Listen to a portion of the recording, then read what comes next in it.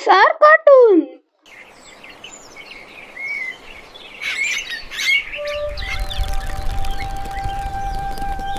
ಒಂದು ಹಳ್ಳಿಯಲ್ಲಿ ಅರುಣ್ ಎಂಬ ಬಾಲಕ ವಾಸಿಸುತ್ತಿದ್ದನು. ಅವನಿಗೆ ಪ್ರಕೃತಿಯ ಮೇಲೆ ಅಪಾರ ಪ್ರೀತಿಯಿತ್ತು. ಒಂದು ದಿನ ಶಾಲೆಯಲ್ಲಿ ಶಿಕ್ಷಕರು ಮರಗಳ ಮಹತ್ವದ ಬಗ್ಗೆ ತಿಳಿಸಿದರು. ಮರಗಳು ನಮ್ಗೆ ಆಮ್ಲಜನಕ, ನೆರಳು, ಹಣ್ಣು ಮತ್ತು ಮಳೆಯನ್ನು ನೀಡುತ್ತವೆ ಎಂದು ಹೇಳಿದರು.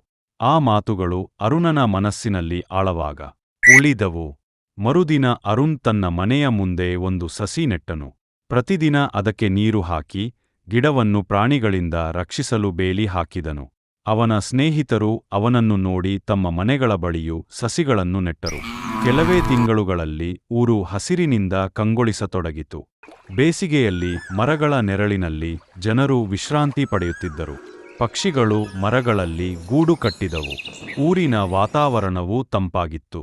ಗ್ರಾಮಸ್ಥರು ಅರುಣನ ಪ್ರಯತ್ನವನ್ನು ಮೆಚ್ಚಿ ಪ್ರತಿವರ್ಷ ಮರ ನೆಡುವ ದಿನವನ್ನು ಆಚರಿಸಲು ನಿರ್ಧರಿಸಿದರು. ಅರುಣ್ ಒಂದು ಸಣ್ಣ ಕೆಲಸದಿಂದಲೇ ದೊಡ್ಡ ಬದಲಾವಣೆ ತರಬಹುದು ಎಂಬುದನ್ನು ಎಲ್ಲರಿಗೂ ತೋರಿಸಿದನು. ಪ್ರಕೃತಿಯನ್ನು ರಕ್ಷಿಸುವುದು ಪ್ರತಿಯೊಬ್ಬರ ಜವಾಬ್ದಾರಿ ಎಂದು ಮಕ್ಕಳು ಮತ್ತು ಹಿರಿಯರು ಅರಿತುಕೊಂಡರು. ನೀತಿ: ಇಂದು ಒಂದು ಮರ ನೆಟ್ಟರೆ ನಾಳೆ ಉತ್ತಮ ಪರಿಸರ ಮತ್ತು ಉತ್ತಮ ಭವಿಷ್ಯವನ್ನು ಪಡೆಯಬಹುದು.